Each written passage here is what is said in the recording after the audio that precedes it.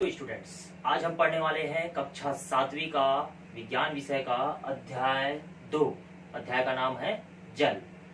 जल जल को हम क्या कहते हैं? इंग्लिश में क्या कह देते हैं? वाटर। क्या कह देते हैं? वाटर। ठीक है, इसका सूत्र तो आप लोगों को पता ही होगा, H2O। ठीक। और अगर हम कहें को छत्तीसगढ़ी भाषा में क्या कह देते हैं, तो छत्तीसगढ़ी भाषा में आप लोग के लिए एंजॉयमेंट के लिए क्या कह देते हो? आप इसे प्यार से मम कह देते हो। क्या कह देते हो? मम कह देते हो। ठीक। चलिए, तो बात करते हैं जल। जल जो है हमारे पृथ्वी में 3/4 भाग पर पूरा जल पाया जाता है। 3/4 भाग जो है वो जल से क्या हुआ है? ढका हुआ है। ठीक है, जल हमारे जीवन के लिए बहुत ही महत्वपूर्ण है। हमारे लिए ही नहीं, साथ ही साथ वो पेड़ पौधे के लिए, जितने भी सजीव गण है उनके लिए बहुत ही महत्वपूर्ण है। जल के बिना हम अपने जीवन की कल्पना भी नहीं कर सकते, क्योंकि कहा गया है ना कि जीवन की मूलभूत आवश्यकताएं कौन कौन सी है। तो जीवन की मूलभूत आवश्यकताएं हैं भोजन, जल और वायु। ठीक। तो 3/4 जो भाग जो है वो जल से ढका हुआ है। फिर भी हम इन 3/4 जो भाग जो जल से ढका हुआ है, इसका उपयोग हम पूर्ण रूप से नहीं कर पाते हैं, क्योंकि हमें 97% जो भाग है वो कहाँ से प्राप्त होता है? जल जो प्राप्त होता है वो कहाँ से प्राप्त होता है? महासागर से प्राप्त होता है। कहाँ से प्राप्त होता है? महासागर से। ठीक है। और 2% जो जल है वो हमें कहाँ से प्राप्त होता है? हिमखंड से प्राप्त होता है। कहाँ से प्राप्त होता है? हिमखंड से प्राप्त होता है। और बात करेंगे तो यहाँ पर 1% जो जल है वो हमें कहाँ से प्राप्त होता है? नदियों से प्राप्त होता है। नदियों से, झीलों से। ठीक है। और अगर हम जमीन को अगर खोदते हैं तो वहां से, जैसे कुआं हो गया या बोरवेल के माध्यम से हमको 1% जल प्राप्त होता है। तो 1% जल का ही उपयोग हम अपने दैनिक जीवन में करते हैं, या उसको बोल सकते हैं कपड़े धोने के लिए, पीने के लिए, नहाने के लिए, इत्यादि क्रियाकलाप के लिए हम 1% जल का ही उपयोग करते हैं। अर्थात हम कह सकते हैं कि 10 लीटर जो जल है उसमें केवल 1 मिलीलीटर जो जल है उसका ही उपयोग हम लोग कर पा रहे हैं। तो यहाँ पर जैसे 97% जो जल है वो महासागर में है, तो 97% जो जल जो है महासागरों से हमको प्राप्त होता है, फिर भी हम उसका उपयोग क्यों नहीं कर पा रहे हैं? क्योंकि उसमें नमक जैसी कई अशुद्धियां जो है उसमें मिली हुई है, जिसका उपयोग हम इस 97% जल जो महासागर से हमको प्राप्त हो रहा है उसका उपयोग हम बिल्कुल भी नहीं कर सकते। बात करते हैं 2% जल जो हमें हिमखंड से प्राप्त हो रहा है। हिमखंड से जो प्राप्त हो रहा है, हालांकि वह शुद्ध होता है, लेकिन उसको प्राप्त करने के लिए हमें बहुत ही कठिनाई का सामना करना पड़ेगा, जिसका उपयोग हम नहीं कर सकते। बात करते हैं 1% जल जो नदियों से, झीलों से या कुआं के माध्यम से या बोरवेल के माध्यम से या नल के माध्यम से हमको जो प्राप्त होता है, जिसका उपयोग हम कपड़े धोने के लिए, नहाने के लिए, इत्यादि क्रियाकलाप के लिए करते हैं, जो हमारे लिए महत्वपूर्ण है। तो हमें अपने भविष्य के लिए इस जल को क्या करना है? बचाकर रखना है, क्योंकि अभी गर्मियों का मौसम आ गया है और आप लोग गर्मियों के मौसम में देख रहे हो कि जल संकट बनते जा रहा है। और जल संकट जैसे जैसे बढ़ते जाएगा, पृथ्वी का जो लेवल होता है ना, वाटर लेवल होता है, वो डाउन होते जाता है और हमें जल प्राप्त नहीं होता बहुत जल्दी। जैसे अभी बहुत सारे इलाकों में आप लोगों को न्यूज में, है ना, आप लोगों को देखने को मिलेगा, न्यूज में देखने को मिलेगा, और साथ ही साथ जो न्यूज पेपर आप पढ़ते हैं उसमें भी आपको देखने को मिलेगा कि जल संकट कहाँ कहाँ और किस जगह होते जा रहा है। ठीक। चलिए, तो जल के अगले टॉपिक की ओर बढ़ते हैं, इसके महत्व के बारे में चर्चा करते हैं। हम बात करते हैं जल के महत्व के बारे में चर्चा करते हैं। आपको तो 97% महासागर से, हिमखंड से इत्यादि आपने बता दिया मैंने, है ना। और इसको क्या क्या बोला जाता है? इंग्लिश में वाटर बोला जाता है, इसका सूत्र H2 होता है, और इसे आप लोग छत्तीसगढ़ी में तो प्यार से मम भी बोल देते हो। ठीक है, तो इस प्रकार से मैंने आप लोगों को ये बताया है महत्व। जल का हमारे जीवन में क्या महत्व है? कहा जाता है ना कि अपने शरीर को स्वस्थ रखने के लिए हमें प्रतिदिन 2 से 3 लीटर जल का सेवन करना चाहिए, जिससे हमारा शरीर क्या रहता है? स्वस्थ रहता है। क्योंकि यह हम जो भोजन ग्रहण करते हैं उसको पचाने में, उसके अवशोषण करने में और विभिन्न प्रकार के क्रियाओं के संचालन के लिए बहुत ही महत्वपूर्ण होता है। जैसे कि और बात कर सकते हैं, हम खेलते हैं, दौड़ते हैं, भागते हैं, तो हमारे शरीर से जो पसीना निकलता है वो अपशिष्ट पदार्थ के रूप में हमारे शरीर से बाहर निकल जाता है, जो हमारे शरीर में पानी गया रहता है। और जब हम दौड़ते हैं, भागते हैं, तो हमारे शरीर से जो पसीना निकलता है वो अपशिष्ट पदार्थों के रूप में हमारे शरीर से बाहर हो जाता है। और विभिन्न क्रियाएं जो है हम करते हैं, है ना, जैसे कि उदाहरणतः बात करते हैं, अपशिष्ट पदार्थों के रूप में हम उसे बाहर त्याग देते हैं शरीर से। तो इस प्रकार से हमारे शरीर में जल का जो मात्रा है वो डाउन होता है। तो उस लेवल को हमें कंप्लीट करने के लिए प्रतिदिन 2 से 3 लीटर, आप 4-5 ही पी लेंगे, स्वास्थ्य के लिए बहुत ही महत्वपूर्ण है जल। ठीक। चलिए, अगला टॉपिक चर्चा करते हैं। इसमें आपका एक क्रियाकलाप दिया गया है पेड़ पौधे के ऊपर। जल का महत्व पेड़ पौधे में कैसे हो रहा है? जल का महत्व है वो पेड़ पौधों में कैसे हो रहा है? तो जैसे कि आप लोगों को पता है कि प्रकाश संश्लेषण क्रिया आप लोगों ने पढ़ा है, प्रकाश संश्लेषण क्रिया कक्षा छठी में पढ़ा ही होगा, क्योंकि जल के बिना किसी का जीवन संभव नहीं है। तो पेड़ पौधे क्या करते हैं, जल को ग्रहण करते हैं, किसके माध्यम से, जड़ के माध्यम से। जड़ के माध्यम से ग्रहण करने के बाद में इसे कहाँ पहुंचा देते हैं, तनों में पहुंचा देते हैं। तनों से कहाँ पहुंच जाता है, पत्तियों में पहुंच जाता है। और पत्तियों में, है ना, पत्तियों में पहुंचने के बाद में यहाँ पर ये सूर्य के प्रकाश से और वातावरण में उपस्थित CO2 गैस को इस्तेमाल करके यहाँ पर ये प्रकाश संश्लेषण क्रिया करके अपना भोजन बनाते हैं और अपना जीवन यापन करते हैं। तो जिस प्रकार से ये जीवधारियों के लिए महत्वपूर्ण है, उसी प्रकार से ये पेड़ पौधे के लिए भी महत्वपूर्ण है। इसी प्रकार से एक क्रियाकलाप आपके बुक में दिया गया है, एक क्रियाकलाप दिया गया है ना। आपको लेना है मूंग का दाल लेना है, मूंग दाल लेना है, ठीक है। आपको कटोरी लेना है और साथ ही साथ पानी लेना है ना, 2 कटोरी लेना है, पानी लेना है और उसके साथ क्रियाकलाप करना है। आपको करना क्या है कि 2 कटोरी लेना है। क्या लेना है आप लोगों को, 2 कटोरी लेना है। ये 2 कटोरी आपको लेना है और एक कटोरी में आपको, दोनों कटोरी में आपको क्या करना है, मूंग का दाल डाल देना है। मूंग का दाल डाल दिए दोनों कटोरी में। और उसके बाद क्या करना है कि इसमें थोड़ी सी हम क्या कर देंगे, मिट्टी भी डाल देंगे। अगर हमारा मन कर रहा है तो हम मिट्टी भी डाल देंगे, यहाँ पर मिट्टी भी डाल दिए दोनों में, ठीक है। और क्या करते हैं हम इसे, एक इसको नाम दे देते हैं अ और इसको नाम दे देते हैं ब।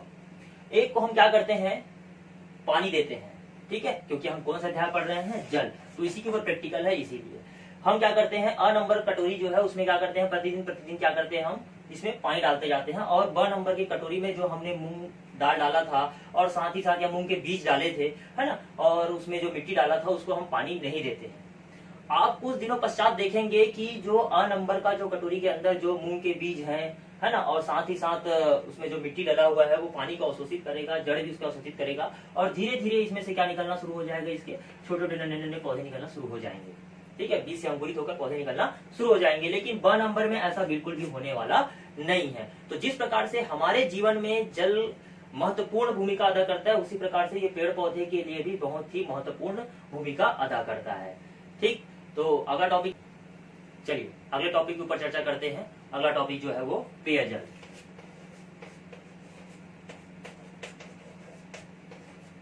पेयजल हमारे प्रकृति में जल की मात्रा तो मैंने बता दिया आप लोगों को कि कहां कहां से हमको जल उपलब्ध होता है, लेकिन कई जगहों पर जो पेयजल होता है वो शुद्ध रूप से नहीं मिल पाता, जिसके कारण से बहुत सारी बीमारियां भी होती है ना।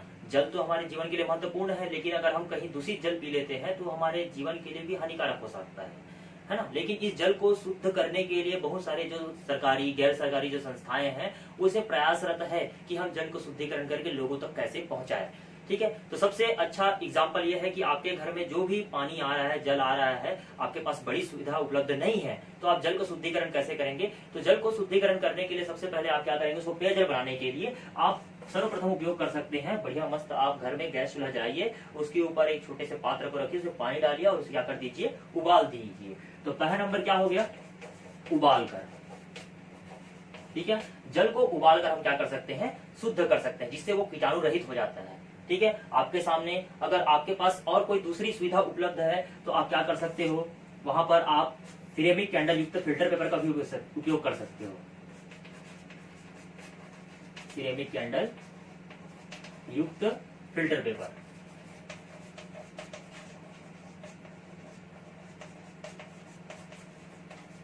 सिरेमिक कैंडल युक्त फिल्टर पेपर का भी इस्तेमाल करके हम जल को क्या कर सकते हैं, शुद्ध कर सकते हैं और उसे पीने योग्य बना सकते हैं। तीसरा नंबर हम क्या कर सकते हैं, इसमें हम उपयोग कर सकते हैं ब्लीचिंग पाउडर, निरंजक चूर्ण, ब्लीचिंग पाउडर, ब्लीचिंग पाउडर का भी इस्तेमाल कर सकते हैं। और हमारे पास सुविधा उपलब्ध है, तो आजकल आप लोग कहीं अगर शहरों में गए होंगे तो वहां का पानी आपने टेस्ट करके देखा होगा, पिया होगा, आपको थोड़ा सा वो क्लोरीन वाटर जैसा लगता है, ठीक है, इसका स्वाद आता है। तो हम क्या कर सकते हैं, इसमें क्लोरीन की दवाई डालकर ही, या क्लोरीन है ना जो दवाई होता है उसको हम डाल करके, उसकी जो गोली होती है, टैबलेट होती है, उसको हमको पानी के अंदर डाल देंगे, उसको भी एक मात्रा होती है उसको डालने के लिए, जिसके कारण से हम क्या कर सकते हैं, उसको शुद्ध कर सकते हैं। गाँव में कुएं के पानी को शुद्ध करने के लिए लोग क्या करते हैं, उसमें क्लोरीन की दवाई जो होती है उसको डाल देते हैं, जिसके कारण से वहां का जो वाटर होता है वो कैसा हो जाता है, शुद्ध हो जाता है और वो पीने योग्य भी हो जाता है। ऐसे बहुत सारे सुविधा है जिसके माध्यम से हम क्या कर सकते हैं, जल जो अशुद्ध है, जो पीने योग्य नहीं है, जिसको कीटाणु रहित करना है आपको, तो इन सभी के माध्यम से आप क्या कर सकते हैं, जल को पीने योग्य बना सकते हैं। 5वां नंबर एक और है ना, पोटेशियम परमैंगनेट, जिसको हम लोग कहते हैं लाल दवाई, पोटेशियम परमैंगनेट, पोटेशियम परमैंगनेट या इसका नाम है लाल दवाई। इसका भी उपयोग करके आप क्या कर सकते हो, जल को पीने योग्य बना सकते हो, उसको शुद्ध कर सकते हो। तो ये तो हुआ जल को पीने योग्य कैसे बनाया जाए, और अगर उसमें अशुद्धियां हैं और उस अशुद्ध जल को भी हम ग्रहण कर लेते हैं तो हमें बहुत सारी बीमारियां हो सकती है। तो इसको बहुत सारे जो मैंने पहले ही बताया था सरकारी और गैर सरकारी जो संस्थाएं हैं वो क्या कर रहे हैं, इसको शुद्ध करने के लिए भी अपने अपने तरफ से प्रयास कर रहे हैं। ठीक, चलिए तो अगले टॉपिक की ओर लेकर चलते हैं आप लोगों को, वो है अशुद्ध जल।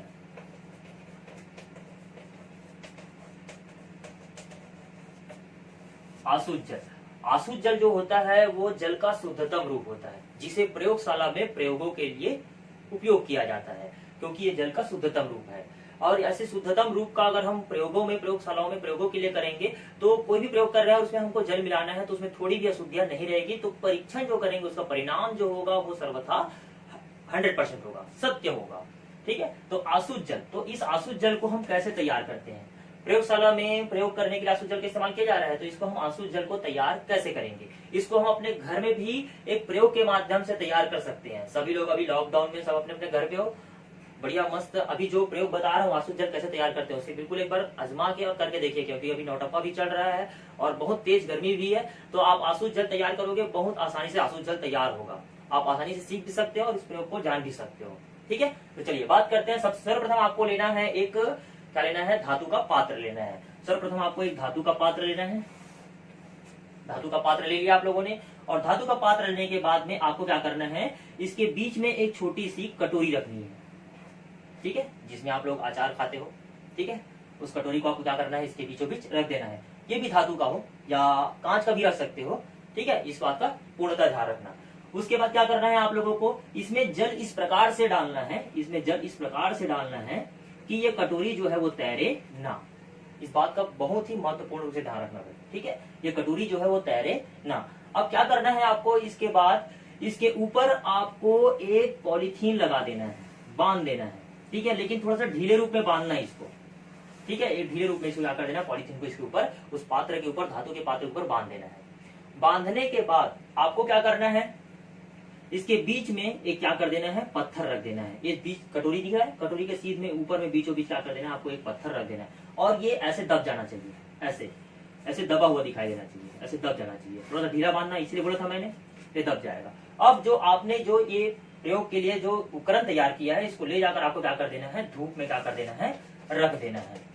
अब इसको आपने धूप में रखा, जब सूर्य का प्रकाश पड़ा तो ये धातु है, और धातु के अंदर क्या रखा हुआ है, पानी। और पानी क्या होगा, गर्म होगा, और गर्म होने के बाद कहाँ जाएगा, ये ऊपर जाएगा। ऊपर जाएगा तो क्या रखा हुआ है, आपने पॉलीथीन लगाया है और ये झुका हुआ है, तो यहाँ पर क्या होगा, वाष्प बनेगा, और ये एकत्रित होकर क्या होगा, इस बिंदु पर आएगा, है ना, जहां पर पत्थर रखा है उस बिंदु पर आएगा, और वहां से बूंद बूंद करके टपकेगा और इस कटोरी के अंदर क्या हो जाएगा, एकत्रित हो जाएगा। तो आपने इस विधि से क्या तैयार कर लिया, अशुद्ध जल तैयार कर लिया, जो जल का शुद्धतम रूप है, जो जल का क्या है, शुद्धतम रूप है। तो इसे आप अपने घर पर भी कर सकते हो, प्रयोगशाला में आने की आवश्यकता नहीं है, क्योंकि अभी लॉकडाउन है।